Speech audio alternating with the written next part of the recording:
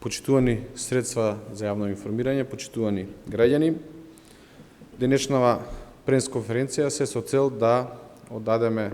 еден вид на отчет за се тоа што го имаме сработено како општина Центар во изминатите 2 години, инаку на 25 ноември измина точно 2 години од мандатот во општина Центар под раководство на СДСМ и коалицијата. И сакаме да ги стакнеме работите за кои што ги имаме дадено како изборни ветувања до граѓаните, но и нормално да кажеме што имаме сработено, што имаме план во наредниот период да сработиме. Едно од клучните ветувања на коалицијата, предводена од СДСМ и останатите политички партии и здруженија кои што учествуваат, беше забраната за издавање, односно неизвршување на плановите кои што не беа усогласени со параметрите на генералниот урбанистички план и не беа превземени практично оние елементи кои што предизвикуваат, односно придонесуваат за хуман начин за живење. Да напоменам, на 27 декември 2017 година со одлука на Советот на општина Центар 31 детален урбанистички план се беа ставени под така наречената одлука за неизвршување, односно во кај народот познат како мораториум. До тогаш веќе се донесени 4 ревидирани детални урбанистички планови и со особена гордост и чест можам да кажам дека се донесени едногласно од сите советници и од ВМРО ДПМН и благодарам на тоа, но и од советниците на СДСМ кои на почетокот ја поддржаа оваа активност и разликите ги презентиравме со секој план како што ги носиме не само пред граѓаните на средбите кои што ги имаме, но и преку јавните анкети, дискусиите кои што ги имавме, користејќи ги сите можни алатки преку веб страната на општина Центар, за да можат луѓето да гледаат што е тоа што ќе се случува во нивната населба. Во наредниот период интензивно ќе се носат останатите планови, бидејќи скоро со сите сме при крај во нивното извршување. И само сакам да напоменам дека во плановите кои што ги имаме донесено, конечно се задржани сите оние зелени површини кои што претходно некој ги уништил. Имаме случаеви во планови каде што на место на хотели, згради и објекти кои што бидат предвидувани се заменуваат со паркови и детски игралишта, нешто што до сега никој го нема уцртано. За прв пат населбата Пролет добива уцртано градинка, место, односно населба која што никој капитално се нема занимавано. На местото во Мирча Мацан, на местото на хотел каде што имавме предвидено пред самиот олимписки базен, го насправивме со градот Скопје познатиот памп трак. Ново мало зградите кои што беа една до друга, односно луѓето требаше да си гледаат сами едни во други, беа оддалечени, беше задоволена хаштретина која што беше потребна, решавање на зеленилото во самите објекти 20%, новиот закон го практикуваме од 2018 за урбано зеленило,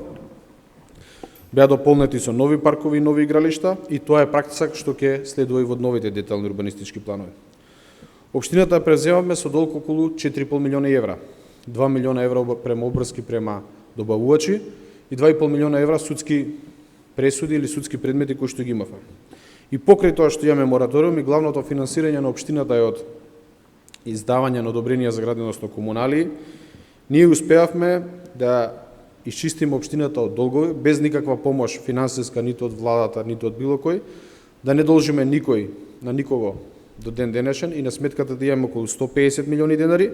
Со тоа да напоменам дека го завршивме најголемиот капитален проект до сега направен во општина Центар, тоа е основното училиште Киро Глигоров, кое што само во изминатава година дена го исплативме со 140 милиони денари од сопствени средства, а другите знаете дека се од кредит. Како што напоменав, оваа година го завршивме и новото основно училиште Киро Глигоров во Капиштец, на површина од 12.100 метри квадратни, со двор од 4.100 метри квадрати, со посебна физкултурна сала, која што е единствена во овој простор по ФИБА стандарди. Тоа значи дека сите ФИБА надпревари може да се одиграат на територија на нашата држава и тоа само во салата во Киро Глигоров, со тоа што сме посебно горди бидејќи ги применивме тие стандарди. Школа која што е направено со антибактериски подови, акустични плафони, модерни училници, каде што подно е грејењето, има ботаничка градина и нормално сите оние елементи кои што се потребно за нормално изучување и е прво инклузивно училиште во кое што ќе бидат сместени децата со детска парализа. Имавме реконструкција на матичните објекти и клоновите на градинките, онаму каде што има потреба, 3 целосно реконструирани занимални во градинката Кочорацин, клон Багремар, се реконструираат објектите во Раде Јовчевски Корчагин, клонот Палешка и Пепелашка, а во матичниот објект на градинката Корчагин поставен нов паркет и заменети се старите прозорци со нови. Од основните училишта, 11 октомври го средивме партерното уредување и реконструкција на тоалетите. Основното училиште Гоце Делчев доби доградба со тотално нови 8 училници и опремен простор од 552 метри квадратни, како и нова енергетска ефикасна фасада, со што конечно го спремивме изгледот на едно од постарите училишта во општина Центар.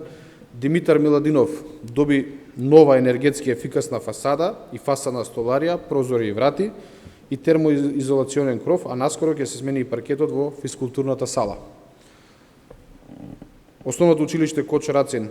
доби реконструиран цел партер и изведено ново мултифункционално детско фудбалско и кошаркарско игралиште. Да напоменам дека години назад децата од основното училиште Кочорацин нема надворешни терени каде што ќе ги изведува своите спортски активности и часовите по физичка култура. Основното училиште Кирил и Методи ја завршивме новата спортска сала која што беше заглавена. Направивме нови подови и врати и целосно го преуредивме внатрешниот дел на училиштето и да напоменам дека Кирил и Методи е првото основно училиште од нашите 8 кои што ги имаме, кои што сите занимални, сите училници, сите простории се покриени со прочистувачи за воздух. Во основното училиште Јохан Хајрих Пестелоци уреден партерниот дел во дворот на училиштето. Во изминативе 2 години асфалтирани се 25 улици, меѓу кои капитални Ѓуро Ѓоновиќ, која после 50 години во населбата Маџар Мало целосно е замената и тој проект кој чини некаде околу 50 милиони денари. Целосно е заменена фекалната, водоводната, канализационата мрежа и е поставен нов слој со нови паркинг места, тротоари, потоа улицата Петричка, Димитар Пандилов, Питугули, Ганчо Хаджипанзов, Карорман, Бигла и така натака. Поставени се нови 4 водоводи на улицата Кале, 360, 361, 364, 365. За прв пат после 50 години на Кале можеме да кажеме дека луѓето ќе пијат чиста вода. Нови водоводни мрежи има и на Рилски конгрес, локалитетот Тасино Чешмиче, Колен Делковски, улицата Ѓуро Ѓаковиќ. Планираната реконструкција на улица Орце Николов и изградбата на нова улица кај Геолошки завод, веќе сме при крај со тие проекти, веќе на почетокот на идната година ќе стартуваат и тоа ќе бидат едни од најмодерните улици во нашата држава, бидејќи ќе се применат нови смарт методи, така да ги наречам, во однос на организирање на паркирањето, осветлувањето, мерењето на бучава и целосно ќе бидат ослободени тротоарите пред се за пешаци и за велосипедисти. Сега поминете на Орце Николов, ќе видите дека имате паралелно паркирање, ресторани, кафани кои што имаат некакви одобренија и со тоа го попречуваат нормалното движење. За прв пат главната улица во Дебар Мало ќе биде изведена така што целосно ќе бидат ослободени и ќе бидат во функција само за луѓето кои што живеат таму и нормално луѓето кои што користат алтернативен превоз, а тоа е велосипед или одат пешки. Реконструирани се 4, а предвидена изградба на 3 нови детски игралишта во блок 9 од градски зид, градинка 13 ноември и основното училиште Кочорацин. И со тоа можам да кажам дека повеќе од половина од игралиштата на територија на општина Центар се целосно реновирани. Во текот на наредната година општина Центар ќе биде единствена општина Центар каде што сите детски игралишта ќе имаат нови содржини, ќе има терени за баскет, за фудбал и ќе биде единствена општина во државата каде што секој мало, секоја населба ќе си има локаче во кое што ќе можат и младите, но и повозрастните да се рекреираат. Имаме преку 100 луѓе вработено во градската, односно во општинската хигиена, а можам да кажам дека за прв пат, почнувајќи од декември, согласно буџетот кој што треба да го донесеме, ќе се воведе двосменско работење на луѓето кои што ја одржуваат хигиената и за прв пат ќе се набават возила, така да општина Центар, освен рачното чистење на улиците, плоштадите и скверовите кои што ги има, ќе започне со машинско чистење, така да ќе се приближиме кон сите оние модерни општини кои што освен рачно чистење имаат и машинско чистење. Како проект започнавме со субвенционирање на кровови и лифтови. До сега субвенционирани се преку 26 објекти. Во делот на социјалата, освен доделување на основните парични средства кои што ги даваме на луѓето социјално загрижени, сме прва општина, односно после нас и Кавадарци, каде што се започна проектот Банка за храна, односно нула град во територија на општина Центар. Тоа се преку 150 фамилии кои што немаат ниту по еден оброк дневно. Со акцијата која што ја спроведуваме ние и со пакетите кои што ги доделуваме, благодарение и на општествено одговорните компании, Банката за храна и пред се Министерството за труд и социјална политика, добиваат месечен пакет со кој што еднаш дневно најмалку или до 2 пати дневно можат да си приготват храна. Морам да го напоменам и проектот Цел центарна точка, кој што беше првично револуционен во општина Центар, сега го превзимаат и другите општини, се продолжува над 500 до 600 велосипеди, тротинети се доделуваат секоја година и со тоа го стимулираме користењето на алтернативниот превоз, односно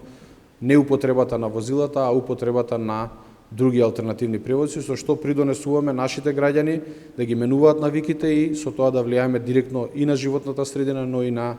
сообраќајниот метеж.